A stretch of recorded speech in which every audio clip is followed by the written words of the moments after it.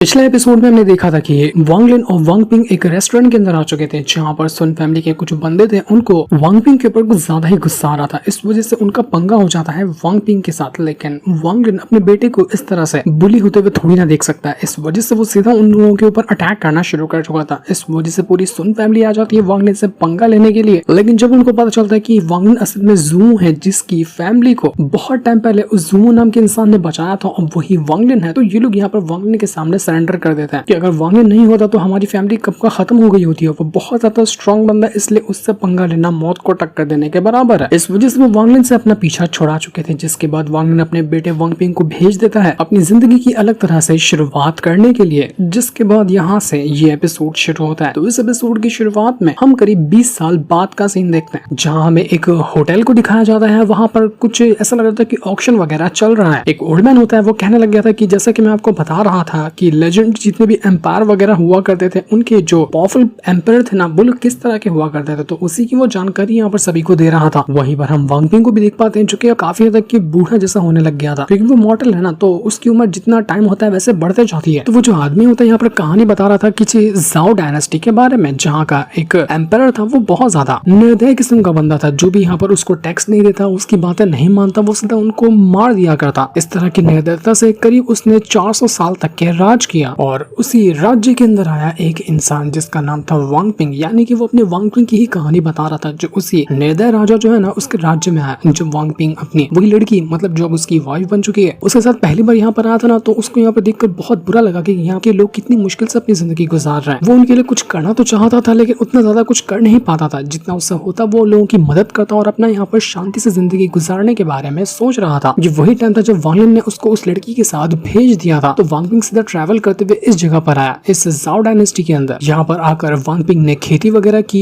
वो लड़की जो थी वांगपिंग की वाइफ, उन दोनों ने मिलकर गांव के लोगों की मदद की। जितने भी लोग भूखे रहते उन लोगों को खाना दिया। इस तरह से लोगों के अंदर वांगपिंग और उसकी वाइफ के लिए रिस्पेक्ट बढ़ने लग गई। इस तरह से लोगों ने अब वांगपिंग को ही अपने नए लीडर की तरह देखना शुरू कर दिया। उनको जो अभी का राजा था वो पसंद नहीं आ रहा था, वो वांगपिंग को अपने राजा की तरह देखना चाह रहे थे। देखते ही देखते वांगपिंग लोगों के नजरों में इतना ज्यादा रिस्पेक्टेड इंसान बन चुका था कि लोग उसके ऊपर आंख बंद करके भरोसा करने लग गए थे। उनके भरोसे पे वांगपिंग बिल्कुल पूरी तरह से खरा भी उतरता। वो जितना हो सकता था लोगों की मदद करता, लेकिन यही मदद जो वहाँ का राजा था और उसके सिपाही वगैरह को बिल्कुल भी पसंद नहीं आई। तो उसने ये करना शुरू कर दिया कि जो भी वांगपिंग का साथ देता, उसको अपने लीडर की तरह मानता ना, उन लोगों को वो मारना शुरू कर देता है। तो इस वजह से अब लोग यहाँ पर वांगपिंग के साथ हो चुके थे और वो लोग राजा के खिलाफ जाने के लिए तैयार थे कि ऐसे भी बनेंगे या फिर लड़ते हुए मारना चाहते हैं हम। लेकिन उन लोगों की नहीं चली और राजा ने यहाँ पर वांगपिंग को कैद कर लिया। वो राजा बहुत निर्दय था, उसने वांगपिंग की हिम्मत को तोड़ने की कोशिश की। लेकिन आप लोगों को क्या लगता है कि वांगपिंग यहाँ पर इतना कमजोर था? नहीं, वो इसके लिए पहले से तैयार था। उसको पता था कि राजा कभी न कभी इस तरह की चाल जरूर चलेगा। एक तरफ वांगपिंग था राजा की कैद में, लेकिन वहां पर आने का उसने पहले से ही सारा प्लान बना कर रख लिया था कि बस उसको एक बार महल के अंदर जाना है। बाहर गांव के सारे लोग जो राज्य वाले थे वो वांगपिंग को बाहर निकलने के लिए डिमांड कर रहे थे, और दूसरी तरफ वांगपिंग महल के अंदर मौजूद था। और जब राजा ने यहाँ पर ऑर्डर दिया कि वांगपिंग का सर धड़ से अलग कर दिया जाए, उसकी जान ले ली जाए, तभी जाकर वहाँ जो उसका खास सिपाही था राजा का, उसने ही उसकी हत्या कर दी। सबके सामने उस राजा के खास आदमी ने उसके अंदर ही स्वॉर्ड घुसा दिया, क्योंकि बचपन में उस आदमी के परिवार वालों को बर्बाद करना, सब कुछ करना यही राजा का काम था। तो इसके साथ ही मिलकर वांगपिंग ने पहले से प्लान बनाया था कि जब मौका मिलेगा उस टाइम राजा की जान ली जाएगी। और इस प्लान में सारे के सारे लोग कामयाब रहे। सारे के सारे लोगों ने उस राजा और उसके सिपाहियों के खिलाफ जंग छेड़ी और उसमें उनको जीत मिली, जिसके बाद उन सभी ने एक्सेप्ट किया कि उनका अगला राजा होगा वांगपिंग। इस तरह से वांगपिंग को इस राज्य का सिंहासन मिला। वो बना जाओ डायनेस्टी का एम्पायर। पूरा राज्य वांगपिंग के साथ था, उसके लिए अपनी जान देने को तैयार था। इतना लोग सपोर्ट करते थे वांगपिंग को और वांगपिंग हमेशा से उनकी उम्मीदों पे खरा उतरा। तो यही कहानी वो जो आदमी होता है ना, उस रेस्टोरेंट के अंदर सुना रहा था, जहाँ पर वांगपिंग ऑलरेडी बैठा हुआ होता है। वो अपनी ही कहानी सुन रहा था। मतलब सच में वांगपिंग ने इन 20 सालों के अंदर बहुत ज्यादा प्रोग्रेस हासिल किया। वो पूरी एक डायनेस्टी का एम्पायर बना हुआ है। जब वांगलिन इसके बारे में जानेगा तो वो तो कितना ज्यादा खुश होगा कि उसका बेटा सच में कामयाब बना। वो आदमी आगे बताना शुरू करता है कि जब वांगपिंग एम्पायर बना ना, तो 5 साल तक के उसने पूरी जी जान लगाकर जितनी भी बुराइयां थी, जितनी भी तकलीफें हो रही थी राज्य के ऊपर, सबको खत्म करने की कोशिश की। आसपास के राज्य वालों से भी दोस्ती का हाथ बढ़ाया, सभी को एक साथ मिलाने की कोशिश की, ताकि सभी लोग आपस में एक साथ मिलकर प्रोग्रेस करें और आगे बढ़ते जाएं। इस तरह से राज्य ने कभी भी उस दिन के बाद से, जब से वांगपिंग राजा बना था, कभी भी भूखमरी नहीं देखी, कोई गरीबी नहीं देखी और किसी ने किसी तरह की तकलीफ कभी उठाई ही नहीं। वांगपिंग एक ऐसा राजा बना जिसके बारे में लोग आज भी याद करते हैं और हमेशा उस तरह के राजा की की वो डिमांड करते हैं, लेकिन हर किसी को वैसा राजा नहीं मिलता। ये था वांग पिंग की कहानी जो कि इतना कमाल का एम्परर बना है। इसके बाद हम यहाँ पर देख पाते हैं अपने वांग लिन को, जो भी उस रेस्टोरेंट के अंदर बैठा हुआ था, और यहाँ पर आने के बाद जब वो सुनता है वांग पिंग की कहानी, वो एकदम इमोशनल हो जाता है। वो कहने लग जाता है कि मानना पड़ेगा, मेरा बेटा बहुत ज्यादा कामयाब बना, मैं उसके बारे में सुनकर कितना खुश हुआ ना, उसके बारे में मैं बता नहीं सकता। जो जिंदगी मैंने अपने बेटे के लिए सोची थी वो उससे भी ज्यादा अच्छी तरह से अपनी जिंदगी गुजार रहा है। पर वांग लिन को पता था कि इस राजनीति में या फिर कल्टीवेशन की दुनिया हो, कुछ भी क्यों ना हो, वहाँ पर जितने भी लोग दोस्त बनते हैं ना, आगे चलकर वो जरूर धोखा देते हैं। तो जितने भी लोगों के साथ वांग पिंग ने अपनी दोस्ती का हाथ बढ़ाया है या फिर वो अभी उसका साथ दे रहे हैं ना, वो आगे चलकर उसके दुश्मन जरूर बनेंगे। लेकिन वांग पिंग को इतनी तो समझ है कि वो किस तरह से अपने राज्य को बचा सकता है। वांग लिन यही चीज सोचकर थोड़ा सा खुश भी था, लेकिन थोड़ा सा टेंशन में था कि अगर कभी यहाँ पर वांग पिंग के ऊपर कोई खतरा आता है या उसके दुश्मन वगैरह उसके ऊपर अटैक करने की कोशिश करते हैं, तो वो अपने आप को कैसे बचा पाएगा। लेकिन अपने वांग लिन ने पूरी तैयारी पहले से करके रखी हुई थी कि कभी भी वांग पिंग के ऊपर खतरा आता है ना, तो वो खुद जाएगा वांग पिंग को बचाने के लिए। तो ऐसे ही हम यहाँ पर एक दिन कुछ दुश्मनों को देख पाते हैं जो कि असल में वांग पिंग के दुश्मन थे, और हो सकता है कि ये कोई क्यू फैमिली वाले थे। तो इन लोगों ने ना ये सोचा था कि वो जाएंगे रात को ही वांग पिंग के ऊपर हमला करेंगे, उसकी जान ले लेंगे। तो ऐसे ही वो लोग पहुंच जाते हैं, और जाने के बाद वो चुपचाप से वांग पिंग के घर के पास पहुंचे हुए थे ताकि वो वांग पिंग को सोते हुए ही मार सके। लेकिन वांग पिंग की जो वाइफ थी वो उठ जाती है और बाहर आकर देखती है, और जैसे वो बाहर आकर देखती है ना, उसके होश उड़ जाते हैं, क्योंकि जो भी लोग यहाँ पर वांग पिंग को मारने के लिए आए थे उन सभी की लाश वहाँ पर पड़ी हुई थी। मतलब किसी ने ऑलरेडी यहाँ पर इन सभी का गेम खत्म कर दिया। वो सारे के सारे बदमाश ऑलरेडी यहाँ पर मर चुके थे। तो ये देखकर वांग पिंग की वाइफ बिल्कुल हैरान रह चुकी थी कि ये क्या हुआ, ये लोग कौन है यहाँ पर। तो इसके बाद हम यहाँ पर उसी क्यू फैमिली को देख पाते हैं जिन लोगों ने भेजा था वांग पिंग को मारने के लिए अपने बंदों को। तो वो लोग ये देखकर बिल्कुल हैरान थे, उनको समझ नहीं आ रहा था कि हमने तो बिल्कुल भी ऐसा नहीं सोचा था कि वांग पिंग का साथ देने के लिए कोई इमॉर्टल फैमिली या कल्टीवेशन वाली फैमिली आई होगी, क्योंकि हमने जिन बंदों को भेजा है ना वो लोग काफी स्ट्रॉन्ग थे, लेकिन उनको किसी ने इतनी बुरी तरीके से मारा है, ये काम किसी कल्टीवेटर का नहीं हो सकता। तो मुझे तो ये बिल्कुल भी नहीं पता था कि वांग लिन का साथ कोई कल्टीवेटर देता है। तभी तो हमने वांग पिंग के ऊपर अटैक करने की कोशिश की, लेकिन किसी कल्टीवेटर वगैरह ने आकर उन सभी को मार डाला जो भी वांग पिंग को मारने गए थे। तो एक काम करो, वांग पिंग का ना पूरा अच्छे से डेटा खंगाल मारो। मैं जानना चाहता हूँ कि आखिर उसके दोस्त कौन लोग हैं, उसका बैकग्राउंड है क्या, आखिर क्यों उसको बचाने के लिए इमॉर्टल वगैरह आए। जो भी यहाँ पर वांग पिंग को बचाने की कोशिश में लगा होगा ना, मैं उसको जान से मार डालूंगा, उसके पूरे क्लान को खत्म कर दूंगा, क्योंकि मुझे किसी भी तरह से वांग पिंग को मारना है। और तभी आसमान में एक फॉर्मेशन बनता है। वो फॉर्मेशन बहुत ज्यादा स्ट्रॉन्ग था। ये फॉर्मेशन बना था रानजो प्लेनेट की जो रान फैमिली थी ना, उन लोगों ने। ये वही 3 फैमिली में से एक थी जिसने डील की थी वांग लिन के साथ कि वो हमेशा से वांग लिन को प्रोटेक्ट करेंगे, उसको रिसोर्सेस प्रोवाइड करेंगे। तो वही फैमिली के जो एल्डर वगैरह थे उन लोगों ने ये फॉर्मेशन बनाया था। और क्यों फैमिली के लोगों को यहाँ पर धमकाते हुए कहते कि देखो, मॉर्टल फैमिली में जो भी अफेयर होंगे ना, मतलब मॉर्टल रैंक के जहाँ पर वांग पिंग रहता है, वहाँ का जो भी मैटर होगा उसमें तुम लोगों को घुसने की जरूरत नहीं है। अगर जो भी घुसने की कोशिश करेगा उसका अंजाम बहुत बुरा होगा। जिसका मतलब ये भी है कि अगर कोई वांग पिंग को परेशान करने की कोशिश करता है तो रानी प्लेनेट से हम लोग आएंगे उसको सबक सिखाने के लिए। तो यही जानकर वो जो क्यू फैमिली के लोग थे ना, वो लोग हैरान रह चुके थे। उनको समझ नहीं आता कि आखिर ये रानी प्लेनेट के लोग इस वांग पिंग को बचाना क्यों चाहते हैं, क्योंकि उसको नहीं पता कि रानी प्लेनेट पे वांग पिंग के बाप ने कितने एहसान किए हैं। तो जिस इंसान ने इतने एहसान किए हैं रानी प्लेनेट के ऊपर, तो उसके बेटे को बचाने के लिए वो लोग नहीं आएंगे। इसी वजह से वो लोग यहाँ पर आए थे, और उन्हीं लोगों ने उन बदमाशों को मारा था जो कि वांग पिंग को मारने के लिए गए थे। वांग लिन आराम से बैठा होता है, क्योंकि उसको पता था कि मैंने बहुत सारे लोगों को लगा कर रखा है जो एनी टाइम वांग पिंग को प्रोटेक्ट करेंगे हर खतरों से। और उसके बाद भी अगर वांग पिंग किसी खतरे में पड़ता है तो उसका बाप अभी भी यहाँ पर बैठा हुआ उसको बचाने के लिए। इन सब चीज के बारे में वांग पिंग कुछ भी नहीं जानता था कि उसका बाप वांग लिन अभी भी उसको हर तरह से प्रोटेक्ट करने में लगा हुआ है। उसको तो ये समझ नहीं आ रहा था कि कौन लोग उसके ऊपर अटैक करने आए थे और किसने उनको मारा। वो पूरी तरह से अपनी जासूसी वगैरह को लगा देता है देखने के लिए कि आखिर कौन थे वो लोग जो मुझ पर अटैक करना चाह रहे थे और वो लोग क्यों मुझे मारना चाह रहे थे। वांग पिंग को यही शक हो रहा था कि हो सकता है कि ये क्यों फैमिली वाले ही होंगे, क्योंकि उनसे ही हमारी दुश्मन चलती है और उनके अलावा कोई भी इस तरह की घटिया हरकत नहीं कर सकता। पर यह हैरानी वाली बात वांग पिंग के लिए भी थी कि अगर वो लोग मुझे मारने आए थे तो मारने से पहले उनको किसने मार डाला। इसके बाद हम वांग पिंग को देख पाते हैं जो कि अपनी वाइफ के साथ उस पुराने वाले गांव के अंदर आता है जहाँ पर वो अपना बचपन गुजारा था। मतलब वांग लिन ने उसको पहली बार लेकर आया था ना, जब वो छोटा बच्चा था। तो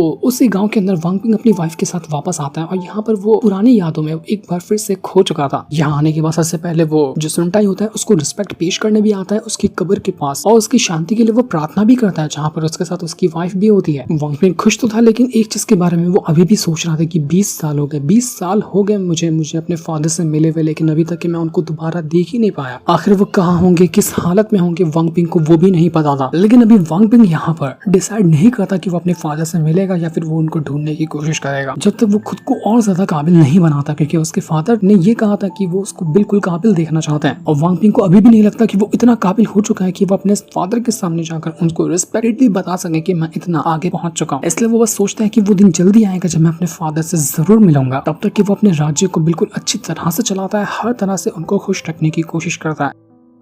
जहाँ तक कि वो अपने राज्य को खुश रख रहा था, वांगलिन भी आराम से बैठा हुआ था और उसके बारे में हर एक जानकारी को वो अपने पास रखता। कभी एक पत्ता क्यों ना हिल जाए उस राज्य के अंदर, वो भी वांगलिन को खबर होती। रहता तो वो दूर था, लेकिन वांग पिंग के बारे में हर एक जानकारी वो अपने पास रखता था। और धीरे धीरे करते हुए जैसे टाइम बीता है ना, जितने भी दुश्मन फैमिली वाले थे, जो भी सब यहाँ पर अब वांग पिंग के राज्य के सामने सरेंडर करना शुरू कर देते हैं। वो सब यहाँ पर वांग पिंग के सामने झुक चुके थे। इस तरह से बाकी राज्य के ऊपर भी अब वांग पिंग का कब्जा हो चुका था। वो बहुत बड़ा ग्रेट एम्परर बन जाता है। पहले तो एक राज्य का एम्परर था तो एम्परर कहलाता था, लेकिन अब उसके कंट्रोल में और भी कई सारे राज्य आ चुके थे, तो इस हिसाब से वो ग्रेट एम्परर बना। अब ये कल्टीवेशन वाला नहीं कि लोगों को इस तरह से मार वार के वो जीत गए, जैसे कि पुराने जमाने में होता था ना, बैटल लड़ो, जंग लड़ो, उसके बाद जीतो और अलग राज्य पे कब्जा करो। तो इस तरह से वांग पिंग ग्रेट एम्परर बना था। उसके पास कल्टीवेशन अभी भी नहीं है, लेकिन वो अपने दिमाग से और अपने ताकत से इतना कामयाब बना है। और अब यहाँ पर वांग पिंग को अपने फादर की याद आ रही होती। वो अपने फादर के लिए खुद के मन में ही कहने लग जाता है कि फादर, मुझे पता है कि आपको शराब बहुत ज्यादा पसंद है, लेकिन अब तो आप बूढ़े हो चुके होंगे ना, तो आपको ज्यादा शराब नहीं पीनी चाहिए, क्योंकि मैंने उम्मीद लगाई है कि मैं आपसे कभी ना कभी तो जरूर मिलूंगा। और जब मैं मिलूंगा तो मैं चाहता हूँ कि आप बिल्कुल वैसे ही रहें जैसा कि मैंने आपको पिछली बार देखा था। वांगलिन बिल्कुल बूढ़ा होता जा रहा था, उसके पूरे बाल, उसकी दाढ़ी वगैरह सब कुछ व्हाइट हो जाती है। वो कहने लग जाता है कि मॉडर्न लोगों की जिंदगी कितनी जल्दी बढ़ती है। कल्टीवेशन की दुनिया में तो 100 साल निकल जाते हैं, पता नहीं चलता, लेकिन यहाँ 100 साल में एक पूरी जिंदगी खत्म हो जाती है। अब तो मेरा बेटा खुद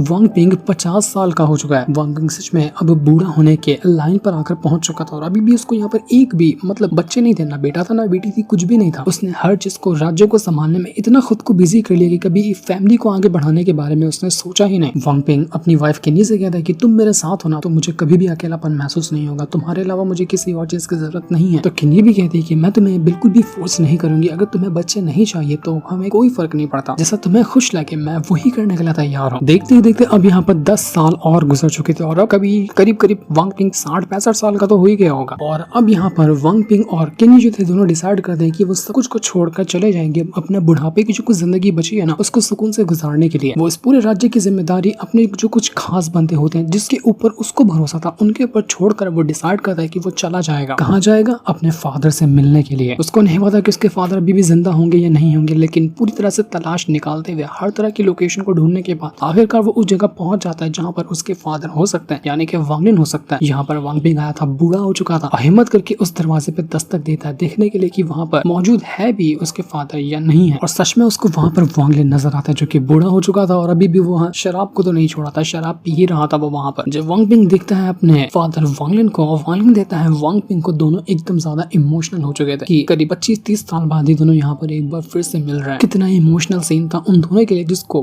बयां कर पाना ही मुश्किल था। वांगलिन कहता है कि मेरे बेटे सही टाइम पे तुम आए हो, मैं जो खाना खा रहा हूँ ना अभी तक गर्म ही है, तो आओ बैठो हम साथ में बैठ कर खाते हैं। जो सपना वांगलिन ने वांग पिंग के लिए देखा था कि वो कामयाब बनेगा, मॉडल तरह से अपनी जिंदगी को गुजारेगा, कभी भी कल्टीवेशन की तरफ नहीं जाएगा, आज वांग पिंग उस सब चीजों के ऊपर खरा उतरा। वो एम्परर बना, ग्रेट एम्परर बना, लेकिन कभी भी उसने कल्टीवेशन नहीं की। अपने फादर का दिल उसने कभी नहीं दुखाया, जो उसके फादर ने उससे कहा था वो वही रास्ते पे आगे बढ़ा। और इसी वजह से वो बिल्कुल प्राउड होकर वो अपने फादर के सामने खड़ा था कि फादर देखिए मैंने आपको कभी धोखा नहीं दिया और आपकी बात को हमेशा से माना। वो अभी तक की अपने बचपन की चीजों को याद करा था कि किस तरह से वांगलिन ने उसका ख्याल रखा बचपन में। देखने में तो अभी भी यहाँ पर वांग पिंग जो होता ना वो ज्यादा ही बूढ़ा लग रहा था वांगलिन से, लेकिन फिर भी वो यहाँ पर वांग पिंग के नजरों में तो पिता ही था। तो जल्दी से भागकर वांग पिंग जाता है, वांगलिन के पैरों में गिरकर बहुत रोता है, बहुत ज्यादा वो रोता है कि फादर मैंने आपको कितना मिस किया, मैं आपसे कब से मिलना चाह रहा था लेकिन मैं कभी मिल नहीं पाया। जब तक मैंने नहीं सोचा कि मैं आपके बताए हुए रास्ते पे पूरी तरह से नहीं चलूंगा तब तक मैंने आपसे कहा था कि मैं आपसे मिलने नहीं आ पाऊंगा, और आज मैं यहाँ पर उस रास्ते पे भी चला हूँ जैसा आपने सोचा था, मैंने सब कुछ वो किया है। वांगलिन भी बहुत ज्यादा खुश होता है। ये सब लोग यहाँ पर मिलकर खाना वगैरह खाते हैं, एक दूसरे से ढेर सारी बातें करते हैं। वांगलिन वांगपिंग से कहता है कि वांगपिंग तुम थोड़े से उदास लग रहे हो, तुम्हें कुछ मुझसे पूछना है क्या? अगर कुछ पूछना है तो पूछ सकते हो तुम मुझसे। तो वांगपिंग कहता है कि हाँ फादर, अब तो आप मुझे बता ही सकते हैं कि आखिर मेरा ओरिजिन क्या है, मैं कहाँ से आया हूँ और क्यों मैं कल्टीवेशन नहीं कर सकता, क्योंकि अब तो मैं बूढ़ा हो चुका हूँ, तो मैं जानकर भी कल्टीवेशन थोड़ी ना करने जाऊंगा, तो आप मुझे सच्चाई बता सकते हैं। तो वांगलिन कहता है कि ठीक है, मैं तुम्हें बताता हूँ। तो ध्यान से सुनो, एक जगह है जो बहुत दूर है, बहुत मतलब यहाँ से बहुत ज्यादा दूर है। उस जगह पर मॉडल इंसान नहीं रहते, वहाँ का हर एक इंसान कल्टीवेटर होता है, सभी के पास पीक लेवल की कल्टीवेशन होती है, वो पूरा प्लैनेट ही कल्टीवेशन वाला है। लेकिन उस प्लैनेट में भी कुछ लोग इमॉर्टल रहते हैं जो कि बहुत मुश्किल से अपनी जिंदगी गुजारते हैं। और वहीं के एक छोटे से गांव में मेरा जन्म हुआ था। वहां से एक मामूली सा लड़का जिसके पास कोई कल्टीवेशन नहीं थी, जिसके फादर मूर्तियां बनाने का काम करते थे, वहां से मैंने निकल कर अपनी कल्टीवेशन की शुरुआत की। तुम जानना चाहते हो ना कि मैं कल्टीवेटर हूँ या नहीं हूँ? तो आज मैं तुम्हें बताता हूँ कि हाँ, मैं एक कल्टीवेटर हूँ, मैं एक इमॉर्टल हूँ।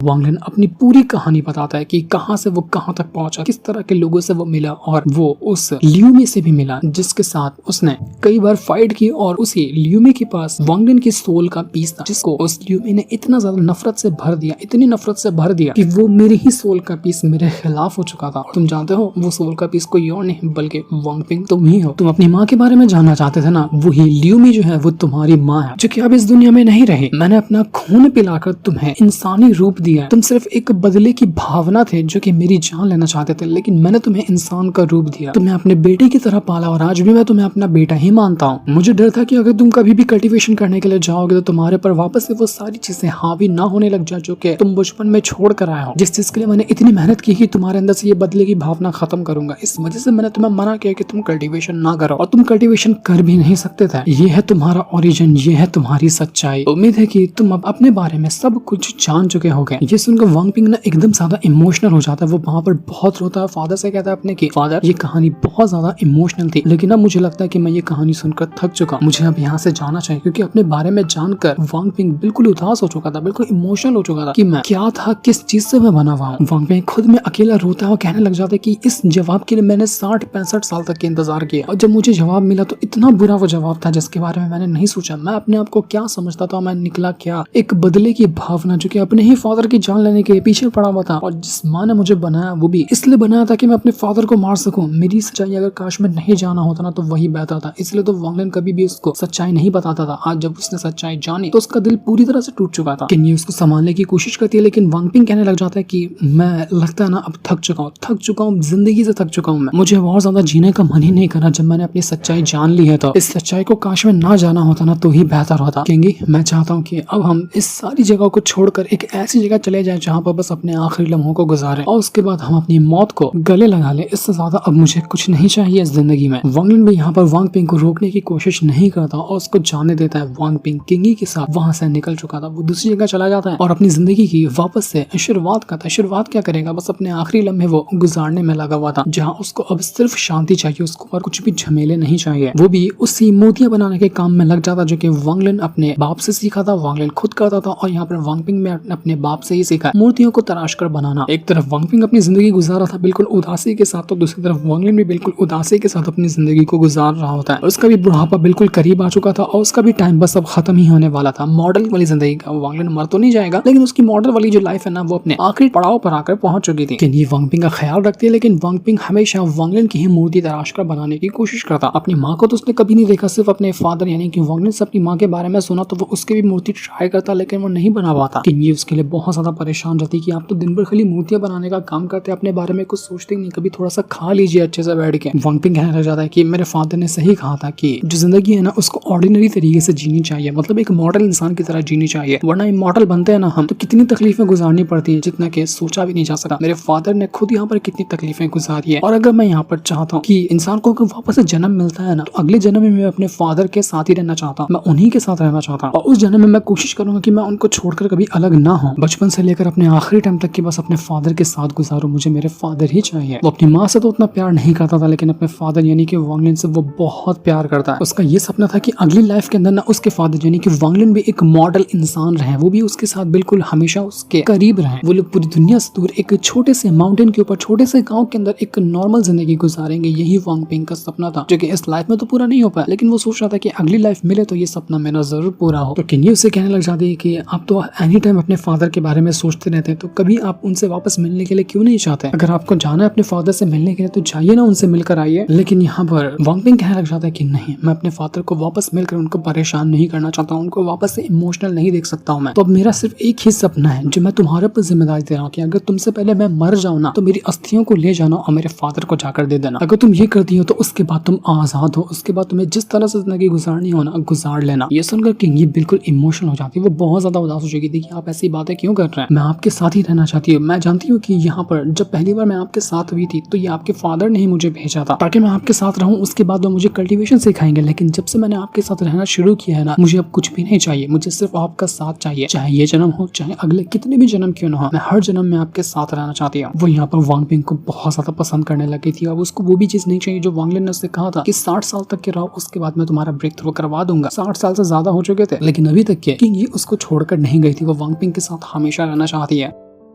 वांग पिंग जो था किंग को अपनी सारी मूर्तियां दिखाता है जो कि हमेशा से वो तराशा करता था। वो अपनी बचपन की मूर्तियों को दिखाता है, वांगलिन की मूर्तियों को दिखाता है, क्योंकि ज्यादातर वो अपनी वांगलिन की ही मूर्तियों को तराश कर बनाया करता था। वो कहता है कि फादर ने मुझे बताया था कि अगर किसी चीज को मूर्तियों के अंदर तराशना है ना तो उसकी यादें दिल में बहुत ज्यादा स्ट्रॉन्ग होनी चाहिए। जिस इंसान को तुम्हें तराशना है लकड़ियों के ऊपर, तो उसकी यादें जब तुम्हारे अंदर बहुत ज्यादा स्ट्रॉन्ग होगी ना तो उसका हूबहू चेहरा तुम यहाँ पर मूर्ति के अंदर उतार सकते हो। इसी वजह से वो अपने फादर से सबसे ज्यादा प्यार करता है ना, तो वांगलिन की वो जो मूर्तियां बनाता था इतनी परफेक्ट बनाता था कि लगता था कि सामने वांगलिन खड़ा है। वांग पिंग कहने लग जाता है अपने आप से कि फादर, आपने जो बचपन से अभी तक की जो सच्चाई मेरी मुझसे छुपाई है ना, मैंने उसके लिए आपको हमेशा से ही माफ कर दिया। कोई भी दिल में ऐसी खटक मत रखना कि मैं आपसे नफरत करता हूँ या आपके लिए मुझे कुछ भी बुरा फील होता है। मैं आपको फादर मानता हूँ, मानता था, मानता रहूंगा। आप ही मेरे लिए मेरा सब कुछ। इसके बाद हम यहाँ पर आसमान का सीन देखते हैं जहाँ पर एक अजीब सी लाइटनिंग चमकने लग जाती है और एक बीस्ट वहाँ से बाहर निकल कर आता है जो कि बहुत ज्यादा खतरनाक बीस्ट लग रहा था। और इस बीस्ट के साथ हम एक बंदे को देखते हैं जो कि वहाँ पर एंट्री मारा था। तो जैसे वो वहाँ पर आया हुआ था ना, सुन फैमिली का वो जो एल्डर होता है वो वहाँ पर आकर पहुंचा हुआ था। और यहाँ पर आने के बाद वो कहना चाहता है उस बंदे से कि सीनियर, मैं आपसे पूछना चाहता हूँ कि आप यहाँ पर क्यों आए हुए, क्या हमसे कोई गलती हो गई है जो आप हमसे मिलने के लिए आए हैं? तो वो बंदा कहना चाहता है कि देखो, तुम सभी को पता है कि मैं आता हूँ थंडर सेलेस्टियल रैम से। अब मैंने ये खबर सुनकर रखी है कि यहाँ पर कोई ऐसा बंदा है जो कि अपने आप को कहता है कि वो आया है थंडर सेलेस्टियल रैम से। तो क्या तुम लोग जानते हो कि वो इंसान कौन है? कौन है वो इंसान जो कहता है खुद को कि वो थंडर सेलेस्टियल रैम से आया हुआ है? क्योंकि जब मैं वहां से आया हुआ तो कौन इंसान जो मेरी कॉपी करने की कोशिश कर रहा है? तो कोई भी यहाँ पर उसको ये बात बताने के लिए तैयार नहीं होता था। इस वजह से वो जो थंडर सेलेस्टियल रैम का बंदा था वो कहने लग जाता है कि तुम जैसे बचकानों से पूछकर कोई मतलब ही नहीं है। मुझे लगता है कि मुझे अपने तरीके से उस इंसान को ढूंढना पड़ेगा और जो तरीका मैं अपनाऊंगा ना, बिल्कुल भी वो तुम सभी को पसंद नहीं आने वाला है। यहाँ पर पूरे के पूरे ऑल हेवन स्टार सिस्टम के लोगों को ये तरीका पसंद नहीं आएगा। इस पूरे के पूरे ऑल हेवन स्टार सिस्टम के अंदर कुछ ही ऐसे बंदे जिनके पास ना थंडर की पावर है, लेकिन उसके थंडर की पावर हमारे थंडर सेलेस्टियल रैम वाले बंदों की थंडर की पावर के सामने कुछ भी नहीं होगी। तो आखिर कौन वो हिम्मत कर सकता है जिसने सच में सोच लिया कि वो कहेगा कि वो थंडर सेलेस्टियल रैम से आया हुआ है और हम लोग ऐसे शांत बैठ जाएंगे? ये तो मैं बिल्कुल भी होने नहीं दे सकता। इसलिए मैं उस इंसान को ढूंढ कर ही रहूंगा जो अपने आप को बताता है कि वो हमारे ही थंडर सेलेस्टियल रैम से आया है। मेरे पास मेरा डिवाइन सेंस है, उसके जरिए मैं उस इंसान को ढूंढ सकता हूँ। वो अपना डिवाइन सेंस पूरे के पूरे इलाके के अंदर ना फैलाना शुरू कर देता है और उसका डिवाइन सेंस वांगलिन के पास भी जाता है, लेकिन वांगलिन की जो पावर होती है ना उसके डिवाइन सेंस को ब्लॉक कर देती है। इस वजह से वो जो बंदा आया हुआ था वो नहीं पहचान पाता कि यहाँ पर वांगलिन मौजूद है। तो अपने डिवाइन सेंस को और ज्यादा स्ट्रॉन्ग तरीके से फैलाने लग जाता है ताकि वो देखना चाहता है कि किसके अंदर इस तरह की पावर का थोड़ा सा भी असर हो सकता है, जिससे वो पहचान ले कि वो बंदा अपने आप को बता रहा होगा कि वो थंडर सेलेस्टियल रैम से आया। तो जैसे यहाँ पर उसका डिवाइन सेंस फैलते हुए वांग पिंग की तरफ जाता है ना, तो वांग पिंग को और वो जो किन्ही थी दोनों को बहुत ज्यादा इस डिवाइन सेंस का असर होता है। तो ये देखने के बाद वो बंदा कहने लग जाता है कि मुझे बिल्कुल यकीन नहीं हुआ था कि